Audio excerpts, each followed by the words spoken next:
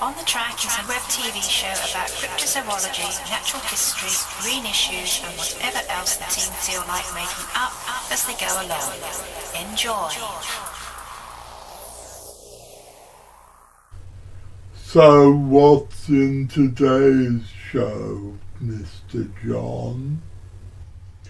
Well, Hannes, in this episode we're going to meet some Great Danes. What, you mean those very large dogs? No, I mean two old friends of mine, Simon and Thomas, from the Hid Denmark project.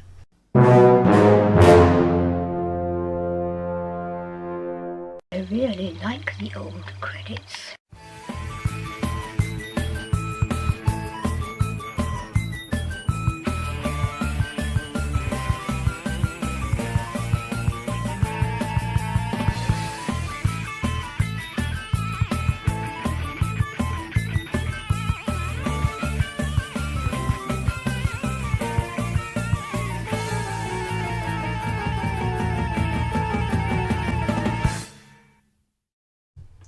Good afternoon, ladies and gentlemen. My name's John Downs, and I'm the director of the Centre for Fortean. What's happening over there? What could it be? It's Gwen Debris, Pearls of Wisdom. There are only two things a girl chooses for herself: her potatoes and her lover.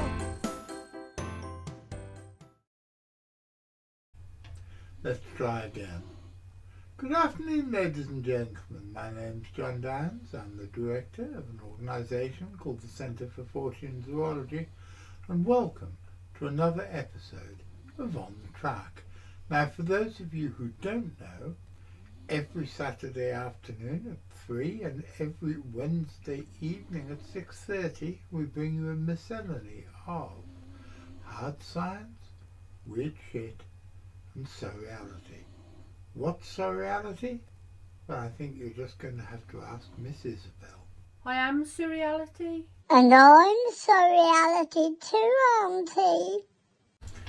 Now, there's quite a lot of stuff I should be telling you about today. The first is that because of the stringencies caused by the current economic situation, which is basically caused by the war in Ukraine, I'm no longer doing the blogs for Gonzo each day.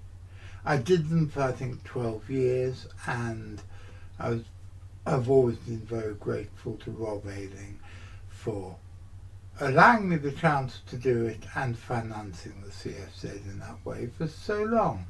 So thanks a lot, mate. I do understand why it had to stop, and I'm very grateful that we're still doing the magazine. But it does mean I'm going to have more time to do CFZ stuff. And the first thing I want to tell you about, can we have a drum roll, please?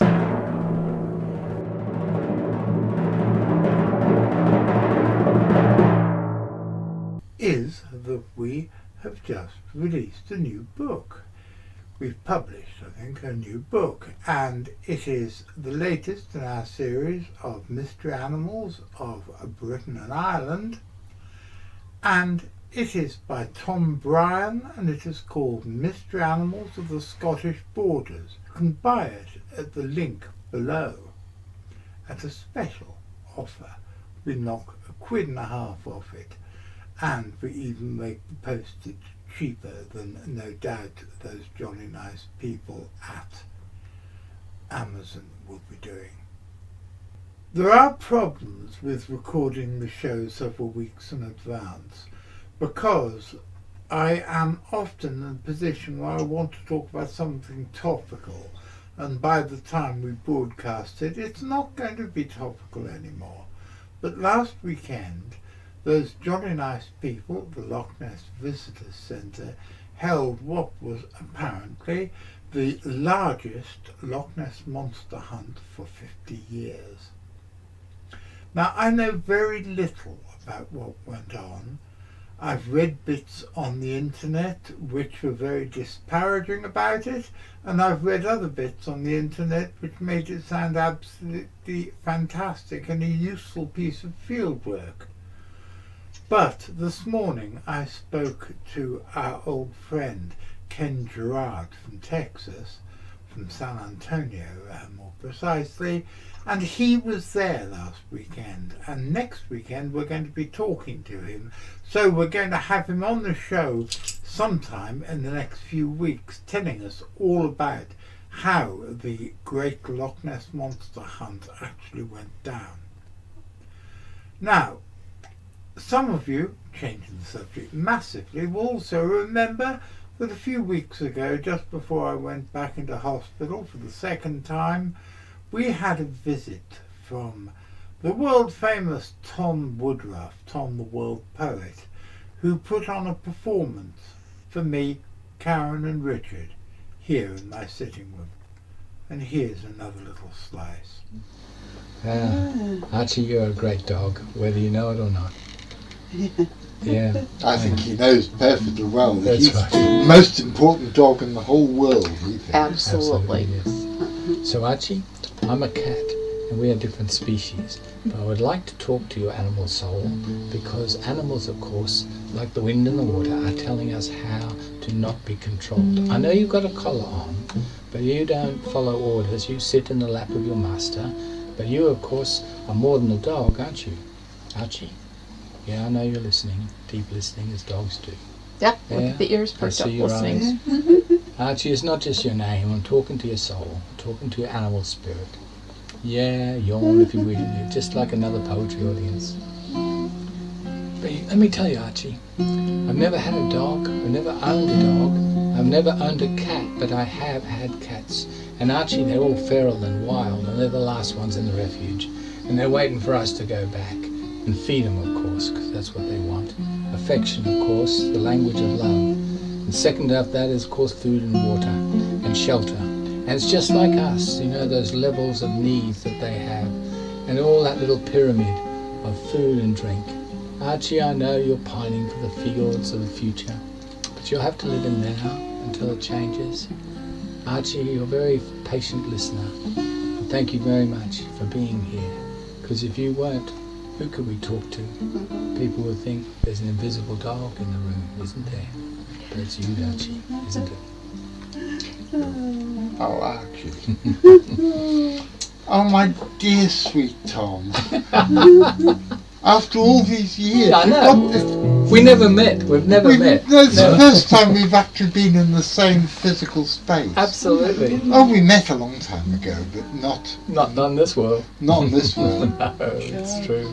We met a long time ago when I was feeling suicidal, and I phoned you up when I was very, very, very drunk. Right, And that was, 10, 12 years ago. right. And although I don't know if you knew it, you talked me down that night. Wow. Thank you. And, oh, yes, Archibald, everybody should be paying attention to you. That's right. You are the most important person in the house. Well, we came a long way, but it's only to thank you. So if I could do a gratitude one for you, okay? Love to. Okay. And you don't know how nice it is to hear my guitar being played again. Played properly too. There we go. Nice. Because that's why the crappy old one that I paid a tenner for is Yeah. next to me, because Ah. the strings are wide enough for me to play now. I've got peripheral neuropathy in my hands and I can't really play. I can't. Have you got rheumatoid arthritis? Have you got heart Yep. problems? And your legs are a problem and they're all puffed up? Yeah. I'm proud of you. Okay, here we go.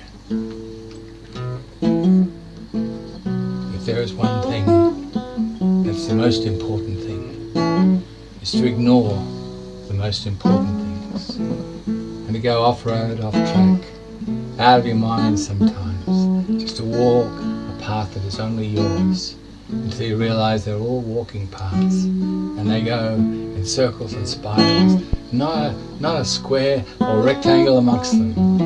It's like the human body, I suppose. There's no straight lines amongst us. And when we gather, it's always in circles, isn't it? Folk circles, of course, because folk is us. It's a gathering of communality. It is, it really is. And we know each other, not necessarily by our first name, but always by the fact that the smile in the eyes, the light on the lips, and the joy in our hearts makes us more than before. So if you cast your eyes back to old past lives, if you go back to when you were a primal spirit dog, when you were Anubis in Egyptian temples, warning people, warning them all the way, then you will remember who you were, and you will cast your mind back that day, and you will say, yeah, I'm a proud dog, not just a wolf, no, I'm a companion dog, I'm with him, and I will stay with him as long as he can live, and may he live long, a long, long life, and I will sleep upon his chest as I relax into the dream of dogs howling in the wilderness.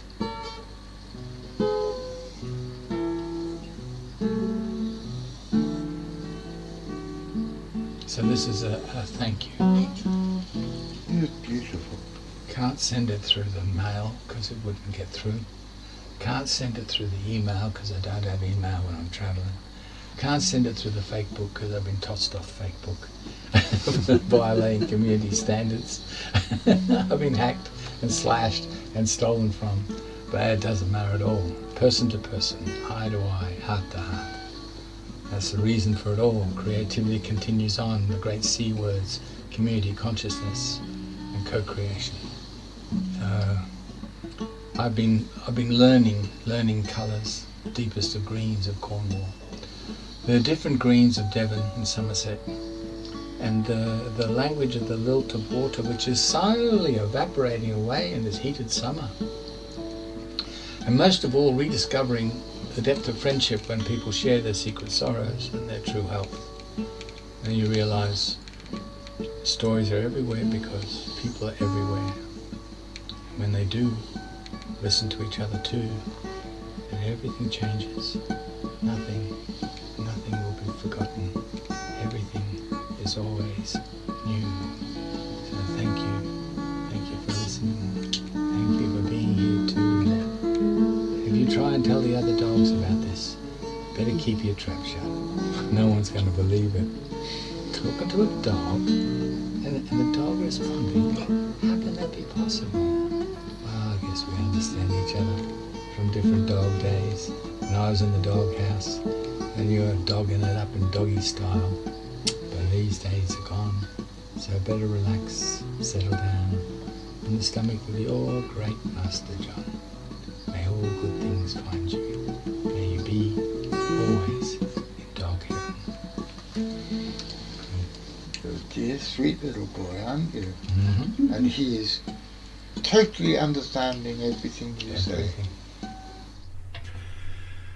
This is a very mixed bag of a show, and having just had poems by an Australian poet talking to my dog, and before we go on to our first part of our interview with the guys from here to Denmark, I wanted to tell you some more stories. There are 2 stories from the Cetacean Nation, which come, this week's rabbit hole comes courtesy of Miss Maxine.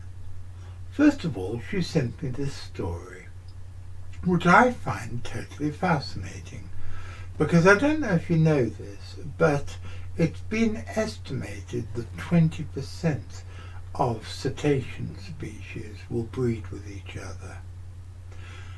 And cetacean hybrids are reasonably well known. But here's one I'd never heard of, and it's certainly never been seen in West Country waters before, and it is a hybrid between a common dolphin and a striped dolphin. And look at this, it's an absolutely magnificent looking creature. Apparently it jumps higher out of the water than either of the parent species do. The dolphins, a mix of common dolphin and striped dolphin, was spotted off the coast of Falmouth, swimming alongside a pod of common dolphins. The unusual-looking mammals are described as relatively small, streamlined and colourful, reports Cornwall Life, A dark grey stripe runs from the beak above the eye across the flank and then down to the underside of the body. A second stripe runs from below the eye to the pectoral flipper, says the Whale and Dolphin Conservation Society. WGC also described the striped mammals as fast and furious, saying they're extremely active at the surface and perform some amazing acrobatics, including somersaults, breaching, leaping and upside-down porpoising. They can also leap a distance of 3 times their length, putting any human long jumper to shame. But we also have another story from this magazine. Those of you with longish memories may remember that some years ago an albino humpback whale that had been dubbed by the press Migaloo, and I'm not quite sure where the name comes from, don't really care, was seen regularly off the east coast of Australia. Then he disappeared. Last year, a small subadult albino humpback whale was washed up dead on a beach somewhere in Queensland, and people were worried that this was Migaloo, but it wasn't Migaloo, it was somebody totally different. And now there have been more sightings of at least one albino humpback whale, and many people believe that this new humpback whale sighting is of Migaloo. This footage here was taken of Migaloo some years ago, and I'm using it because it says it's Creative Commons under the attribution on the license on the YouTube page. And I'm showing it because it seems that there's been at least 3, maybe 4 albino humpback whales all swimming along the east coast of Australia over the last few years. And it makes one wonder, are these things really as rare as was originally claimed? Because when the news story started off about Migaloo, it was, wow, once in a lifetime albino humpback whale. But now there seem to be 4 times in a lifetime albino humpback whales. And it's a nice thought that somehow there is a gene of albinism within the humpback whale population off the east coast of Australia, which might make these incredibly beautiful cetaceans turn up more regularly than one would otherwise have hoped. Let's hope so anyway.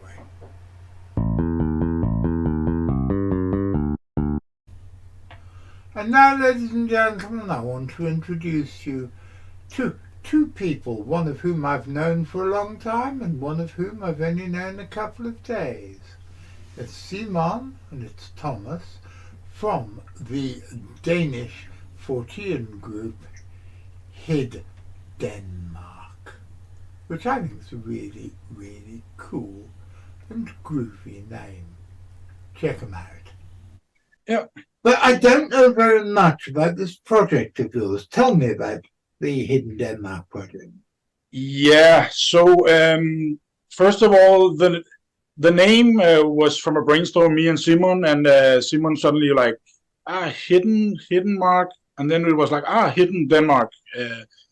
It somehow just came like this, but the idea came a little bit before we were called Weirdo at some point, and the idea was to make some kind of overview of strange stories, folk tales, and put them like on an interactive map.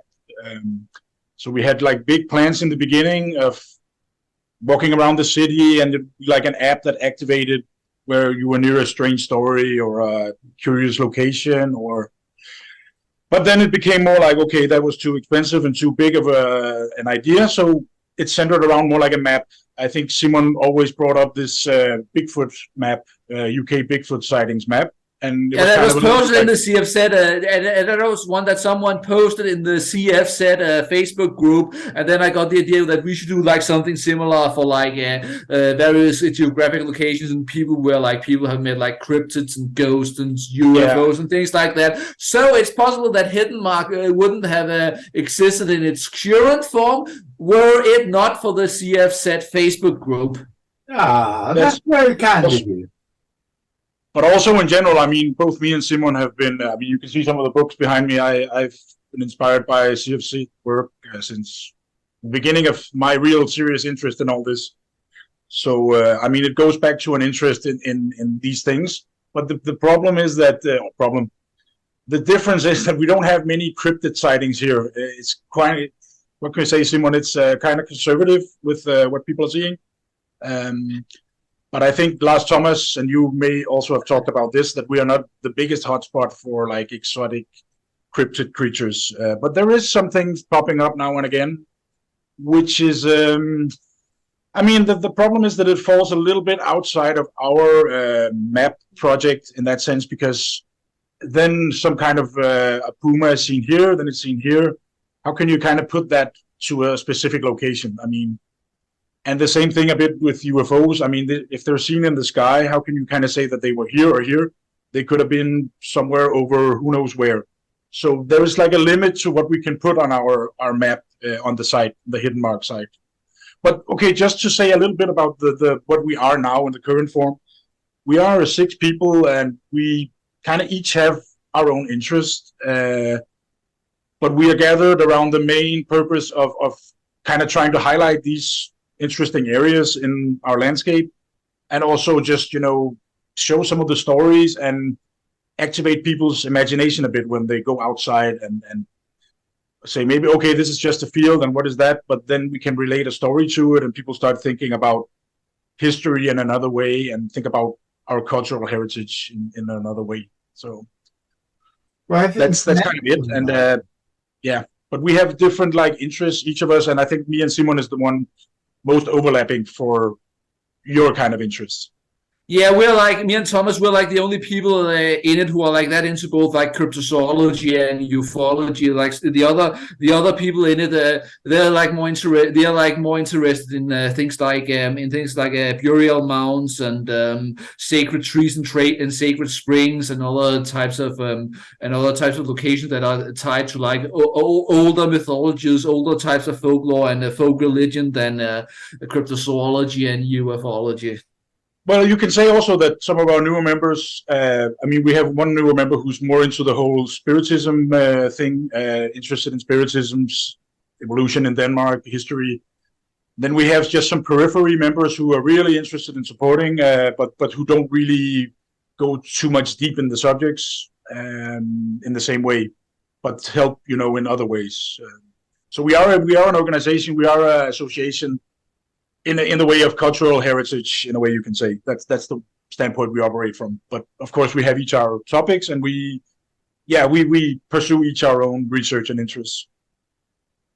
And the thing is that the main thing in Hidden Mark, and like this, when you go to our website, there's this satellite map of Denmark where you like can find click on like various icons for various geographical locations, where you like can find information about like the information about the unusual folklore attached to each of these places, and directions on how to find it, and also some commentary and analysis on it. And it's on like different there's like different categories with different icons, like both one like for like a cross for like roadside crosses and burial sites, and also like this Neolithic dolmen icon for like dolmens, and like a flying saucer icons for sites of famous UFO encounters.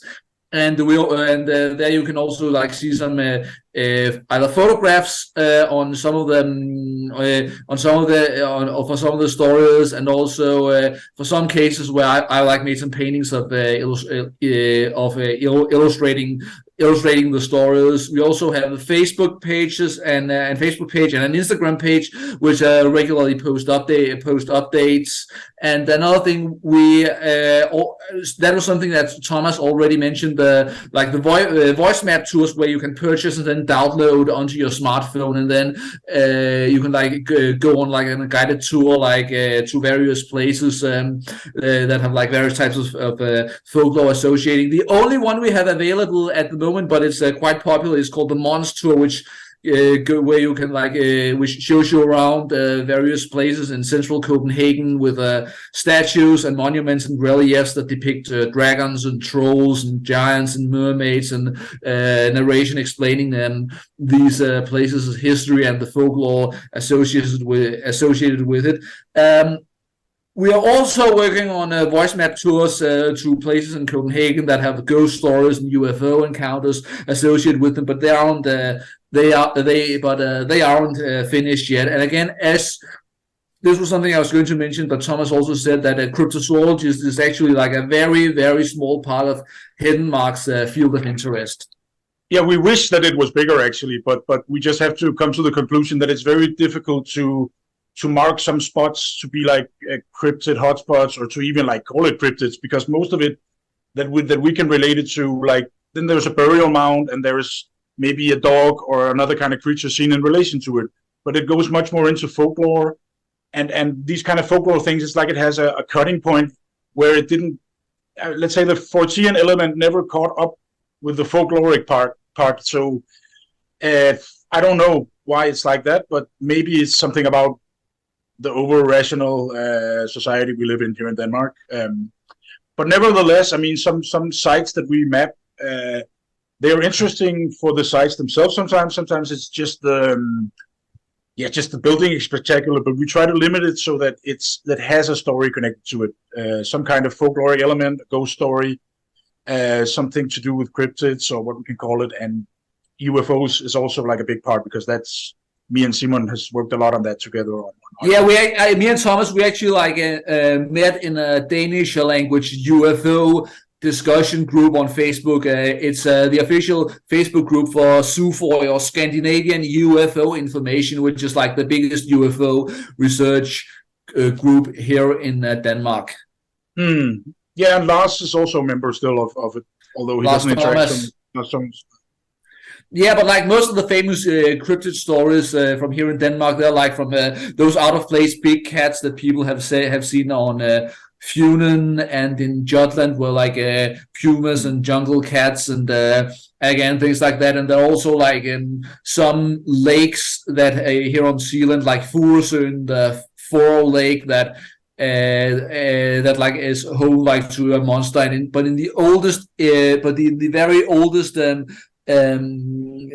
accounts of that monster, it's very clearly described as like a very large and aggressive pike, which is like the biggest, most aggressive predatory fish found in Danish waterways, and a lot of people will find them rather grotesque looking. Also, like a small lake called Kildevejsparken, a park in Copenhagen with a lake, or actually almost a pond like it, that had some mysterious drownings and disappearances of both people and dogs. And again, that is almost certainly unusually large and aggressive pike. But again, Lars Thomas, he has like described these in some of the books he's written about weird Danish folklore. So no, I would say Lars Thomas, it's like 75% of what we work with crypto things is something he has tracked down and researched. I mean, he's laid the foundation for most of that newer kind of thing for sure. So we're very like indebted to him, and also we try to see what we can fill in the hole somewhere, but a lot of it is like his legwork over the years. So and that's why we're like deliberately trying to focus on the stories and topics that Lars Thomas he hasn't covered in that much depth, because he's already researched a lot of it in much more depth than any of us could, and that's why like me and Thomas we'd like each like decided like to talk about like two or three cases on this episode. And there we're going to leave them for this week, but they will be back next week and quite possibly the week after with more interesting stuff from Denmark. And by the way, can I just inform you all a brief side note that Simon is the guy who originally equated Hennis with a Gnostic icon. I'm the most Gnostic and iconic chicken who lives behind the compost heap. If you want to support us and help us make more content like these, please press like, subscribe, follow our Facebook page and check out our Patreon. And there's the ghost of Joe Strummer, who's an ever more regular visitor to my little house, will tell you. Don't forget to ring the notification bell, otherwise you won't be told when the next episode's gonna be. And that would be an awful pity, wouldn't it?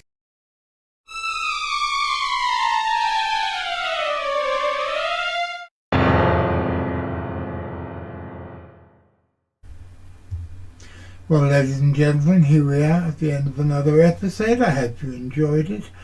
I want to say a big thank you to everybody who watched and who continues to support us in our endeavours, both in On the Track and elsewhere in the world of Fortean zoology.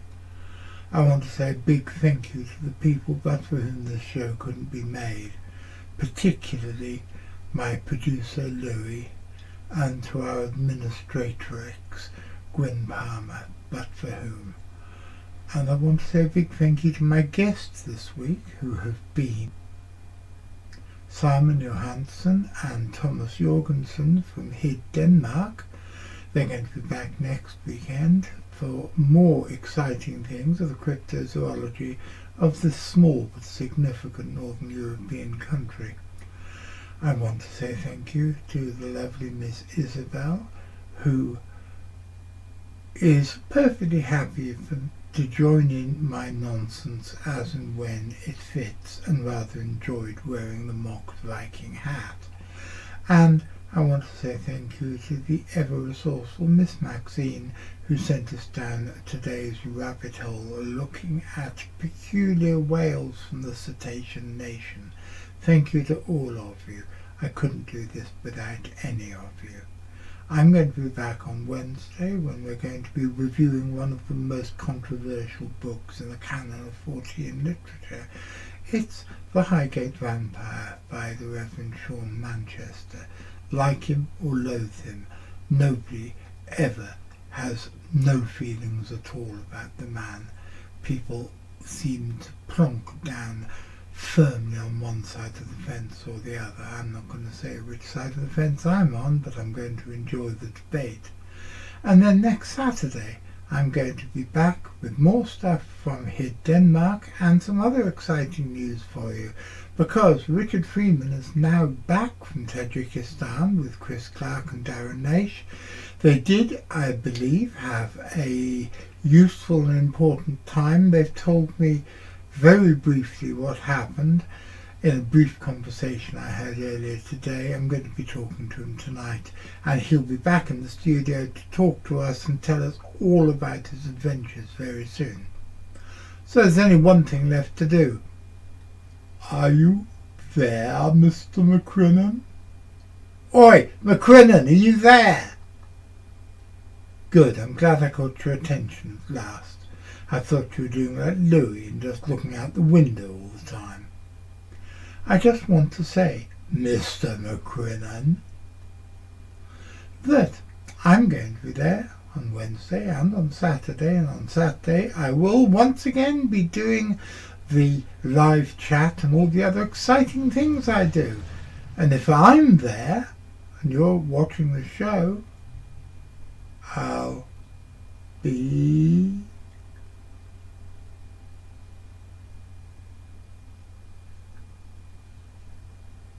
seeing you.